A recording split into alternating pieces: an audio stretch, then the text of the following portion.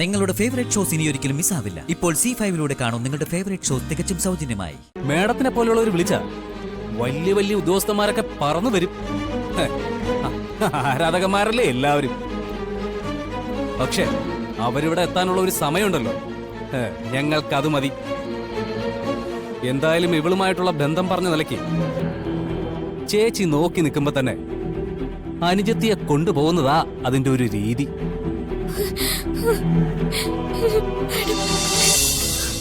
ഇതൊരു അടുക്കളയിൽ ലൈറ്റ് ഇട്ടിരിക്കുന്നത്.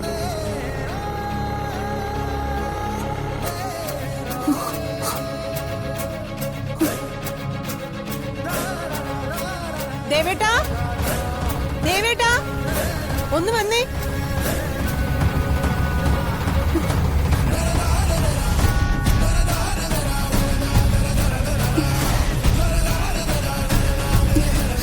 എന്താടോ?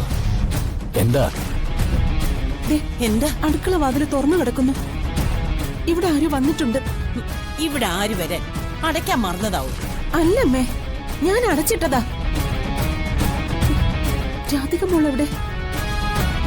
രാധികേ മോളെ, മോളെ, മോളെ. ദേവേട്ടാ, മോൾ എവിടെയെങ്ങും ഇല്ല. ഇല്ലേ? അയ്യോ, മോള് ഈ വീട്ടിലെങ്ങും ഇല്ല. നോക്കാം. നാശം പിടിച്ചവളെ എവിടെയെങ്കിലും പോയി തൊലയട്ടെ.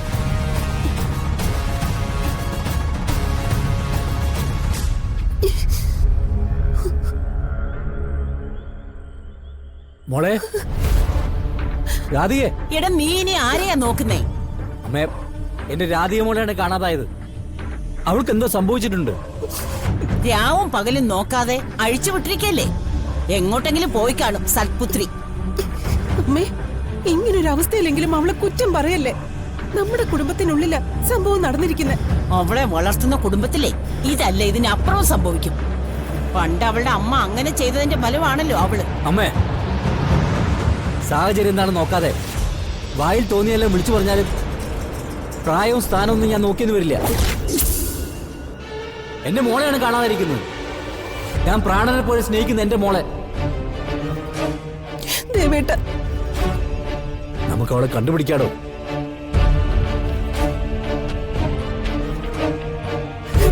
ഭഗവാനെ, എന്റെ മോൾക്ക് ആപത്തൊന്നും വരുത്തരുത്.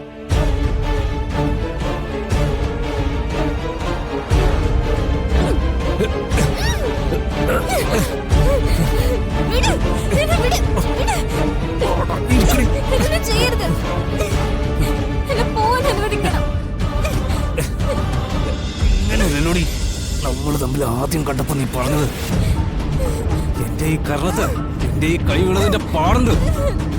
തിരിച്ചു നിന്റെ ഈ കർണത്തല്ല, ഈ ദേഹത്ത് മുഴുവനും പാടുണ്ടാവും. അതിനായി ഈ രാത്രി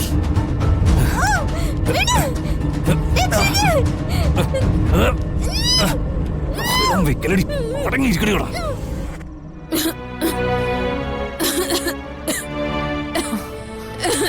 ശ്യാമേ, വെള്ളം കുടിക്ക.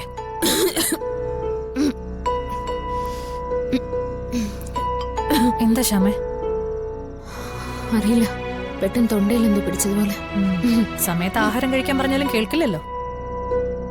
അല്ലേച്ചി, എന്തോ ഒരു അപകടത്തിന്റെ സൂചന പോലെ. എന്റെ മോൾക്ക് എന്തോ. ആ കുട്ടി അതിന് ഓർക്കുന്നുണ്ടാവും അമ്മേ.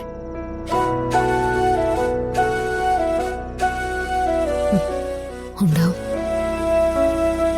എപ്പോഴെങ്കിലും ഒന്ന് ശപിക്കാനായിട്ടെങ്കിലും ഓർക്കുന്നുണ്ടാവും. ദൈവമേ, എല്ലാ ആപത്തിൽ നിന്ന് അവളെ രക്ഷിക്കണേ.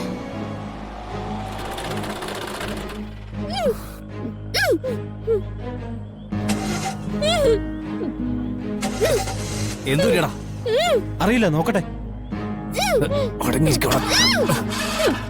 എന്തോ കംപ്ലൈന്റ് പറ്റിയിട്ടുണ്ട്. ഇറങ്ങി നോക്കടാ.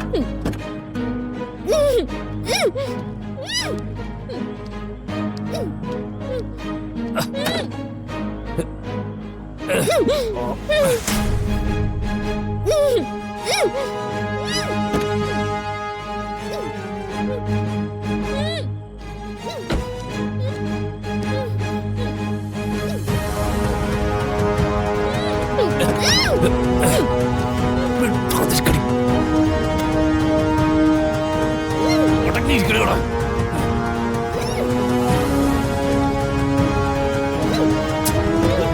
എടാ, എന്തായി?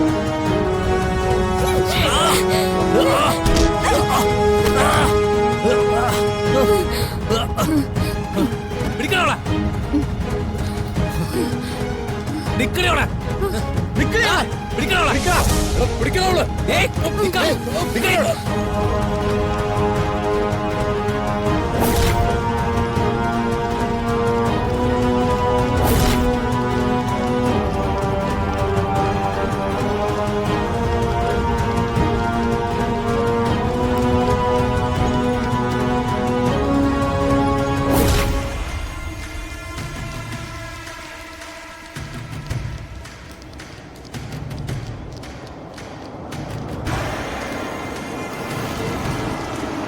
ഏയ്, നിക്ക്.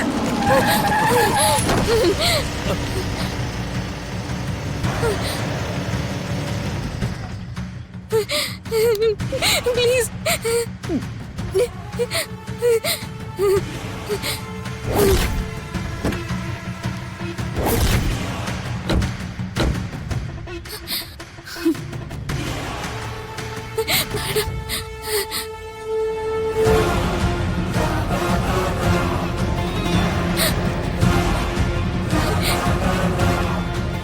രാധിക എന്തു പറ്റി? ഇവര് ആരാ നിങ്ങളൊക്കെ? ഈ നാട്ടിലെന്താ ചോദിക്കാനും പറയാനും ആരുമില്ലാന്ന് വിചാരിച്ചോ? ഒരു പാവപ്പെട്ട പെൺകുട്ടിയോടാണോ നിന്റെ കാണത്തം കാണിക്കുന്നത്? ഹലോ, ഡയലോഗ് അടിയൊക്കെ അങ്ങ് സിനിമയിൽ മതി. മര്യാദയ്ക്ക് വണ്ടിയിൽ കയറി പോവാൻ നോക്കും, അല്ലെങ്കിൽ കാര്യങ്ങൾ വഷളാവും. സിനിമയിൽ അഭിനയിക്കുന്നവര് ഈ ലോകത്ത് വേറെ ഒന്നും ചർച്ച ചെയ്തുകൂടാന്ന് നിയമമുണ്ടോ? ഞങ്ങളും മനുഷ്യർ തന്നെയാ. ആളുകളുടെ പ്രശ്നങ്ങൾ കണ്ടാല് ഞങ്ങൾക്കും മനസ്സിലാവും. ഈ പെൺകുട്ടി എന്റെ അനുജത്തിയെ പോലെ ഞാൻ സ്നേഹിക്കുന്ന കുട്ടിയാ. ഇവളെ നിങ്ങൾ തൊടില്ല. സിനിമാ നടി പലതും കണ്ടിട്ട് എവിടെ നിന്ന് പോവും?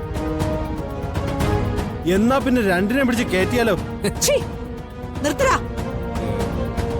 ഇരുട്ടിന്റെ കൂട്ടില്ലാതെ പകൽ വെളിച്ചത്തില് ഇങ്ങനെ ആരുടെയെങ്കിലും മുമ്പിൽ നിൽക്കാനുള്ള ധൈര്യം നിനക്കുണ്ടോ? കറിക്കത്തി കാണിച്ച് ആളെ വിരട്ടുന്ന പഴയ ഗുണ്ടകളുടെ കാലമൊക്കെ അങ്ങ് പോയി. ഇപ്പോഴത്തെ കാലത്ത് പെണ്ണിനെ തൊട്ടാലുള്ള ശിക്ഷ എന്താണെന്ന് അറിയോ നിനക്ക്? എനിക്ക് എന്താ ചെയ്യാൻ പറ്റുന്നെന്ന് കാണിച്ചു തരട്ടെ ഞാൻ. പ്രിയ, അയ്യോ, വേണ്ട വേണ്ട.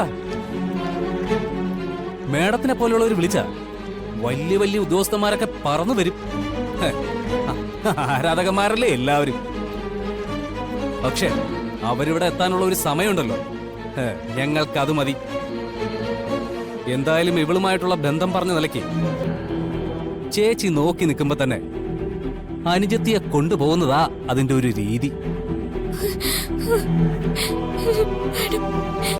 ഡൗൺലോഡ് ചെയ്യൂ C5 ആപ്പ്. കാണൂ എല്ലാ എപ്പിസോഡുകളും സൗജന്യമായി.